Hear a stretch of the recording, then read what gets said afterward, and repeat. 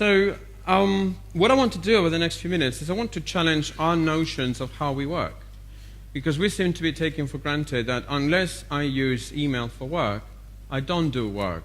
And the fact that you all check your email while you have been here, disconnected, attending a face-to-face conference, confirming that you're all using email still today, it's a bit of a problem. Now, I'm not here to tell you that email is dead. It's not. I'm not here to tell you that we're going to kill email. We're not, right? But I'm going to tell you here that perhaps if we reduce substantially the amount of email that we use and instead use other options, we may be much better off at the end of the day. Because how many of you think that we're going to change the nature of how we work with a tool that was invented in 1971? Tell me, please. Anyone here who thinks that we're going to change the way we work with a technology from 1971? Because if you are, you can walk now. Because we don't need you, right? So it's a time for us to challenge a little bit of the status quo of how certain things happen at work. I'm going to try to use, and when I meant earlier on that I'm going to poke you in the eye, I'm going to poke you in the eye, yeah? Because I'm going to give you the opportunity to figure out how we can actually work smarter and not necessarily harder, right? Because I'm going to make the differentiation between what efficiency is all about and what effectiveness is all about. Now, a little bit about myself initially. I'm Luis Suarez. I don't play football. Yesterday, when I checked at the hotel, I was called Eric Suarez. I thought maybe I should change that so I will not get bite all the time by other people. It's true, as Sam mentioned, that I used to work for IBM. I worked for IBM for 17 years. I'm now working as an independent advisor for nearly 3 years. And the reason why I'm here today is because 8 years ago, I dumped email. I don't use it for work. 8 years later, I'm still fighting it. That's why you're not going to kill it. Because I'm trying it and I'm not succeeding. Why I'm not succeeding? Because you all keep using it. That's the main problem, right? So what I'm going to try to show you is a little bit of a conversation that I had with Anne over coffee, because that's where the real networking happens. You know, we have been coming late all the time after the coffee breaks. That's because we love talking to people. We don't love sending emails. How many of you love sending emails? One person. You can walk the door now, please. We will wait for you outside. Don't worry. It's all right. How many of you enjoy receiving emails? Especially after you go through inbox 0, which is a myth, by the way. You do enjoy it. You can join her. Pardon? If it's good news. Yeah, there's actually something about that I will talk to you in a few seconds about it, right? So I met and I talked to Anne over coffee. And when talking about cabling, she mentioned 2 issues that are happening right now in terms of how much abuse her company is going through on the email use, right? The number one issue that she finds is the huge amount of time that is spent on co-creating content via email alone, nothing else. Now, for a company that thrives on knowledge, because that's their currency at the moment that an employee leaves the company, that's the moment that that knowledge gets lost, because it's the first thing that HR departments do. They're so smart, they wipe out the entire history of the company without not knowing it. Good luck with that. Yeah? So she says, you know, why do we have this obsession with co-creating content via email? Well, I'll tell you the obsession that we have with it is ownership. We like to own our shit. It's as simple as that. We don't like sharing it because what we want to do is we want to tell people, oh, this is mine. It's my document, it's my email, it's my to, it's my BCC, it's my CC, and everything else, right? But then it gets better when she tells me about the huge amount of email that gets sent back and forth every single day.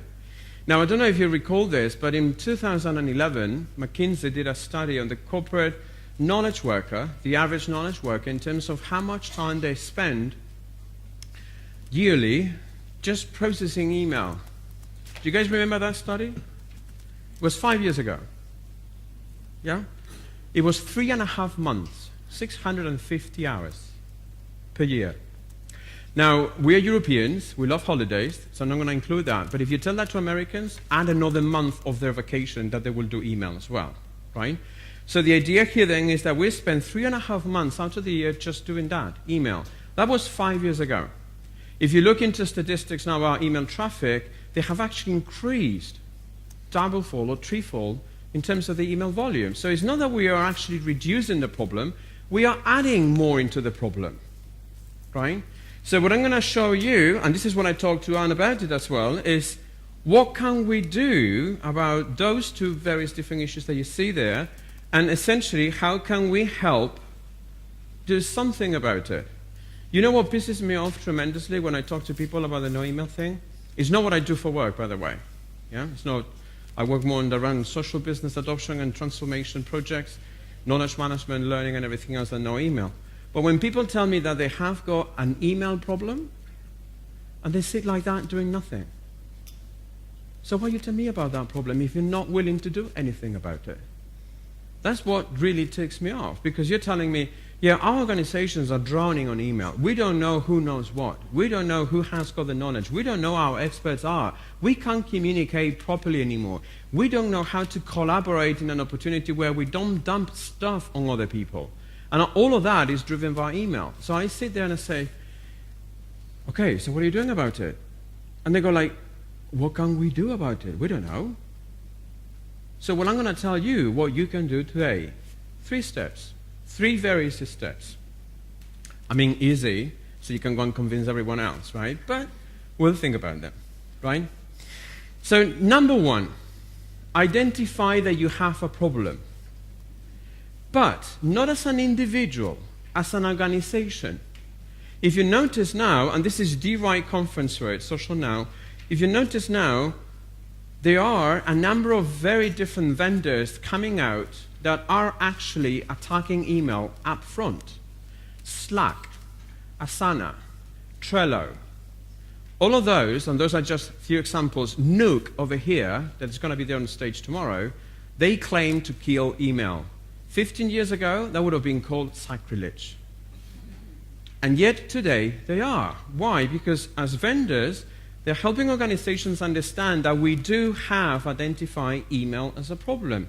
So we need to work smarter.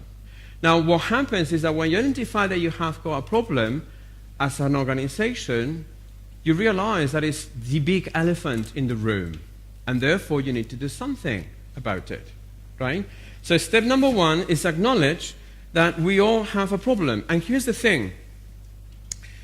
On Wednesday, I'm going to host a workshop on this very same topic where I'm going to talk about something that I won't be able to talk here. But I'm going to talk about the actual health issues that email use or abuse brings on. And one of them is exactly what you just said earlier on, is addiction. We're addicted to getting emails, especially if they bring good news, right? And you know why it's so difficult to break that addiction? Because we're constantly clicking on refresh. The amount of times that we click on refresh to get a new email is unreal, right? Never mind the amount of times that we actually check it through our mobile phones and everything else. So now that we know that we have identified the problem, the next step is finding alternatives. Because people tell me, yeah, 8 years ago you moved into whatever else while you were at IBM, right, using social tools or whatever else. At the time it was Connections, still is Connections and everything else. But the idea was, okay, so if I want to move, where to? Right? Where do I have that opportunity to find those alternatives? And the actual dynamic in there is not necessarily move conversations from one place to another. It's help employees, help the end users identify what their needs are in terms of how they work. Essentially, with funding alternatives, what I'm trying to say here is find about their user needs. Don't go and purchase a tool just because you know better than they do. Because no, you don't. Why? Because they use the tool, you don't. It's just that simple, right? Now, what happens in here is that you have the opportunity to model new behaviors and new practices. And that's what's going to help you introduce something that before we didn't have, which is choice. 15 years ago, we didn't have much choice other than email. It was either email or phone call or walk to people. This is the prism from Brian Solis, the conversation prism, just giving us a glimpse of the options in 2016. And actually, this is not updated one, so it's probably even more now, right? What I'm trying to say with that is that we do have the alternatives. We do have the choices. Our responsibility is which one is the best choice. And the best choice is not necessarily you figuring out what it is asking your end users, how do you want to work?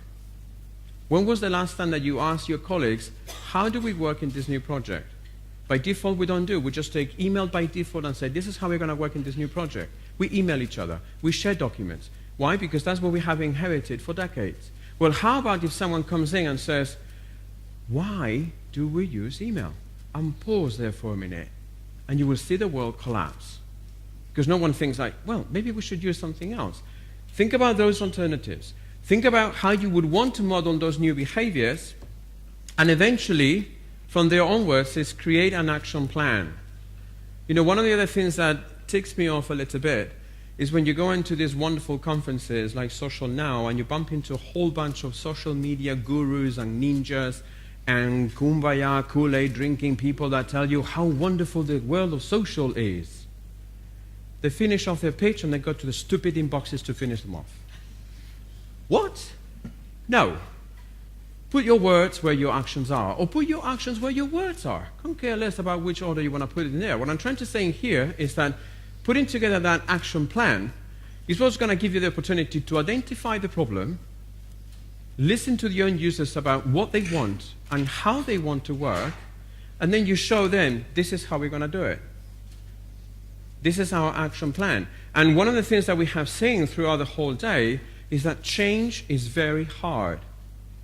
Because this is not about tools for the sake of tools. This is about how we change and influence new behaviors, a new mindset.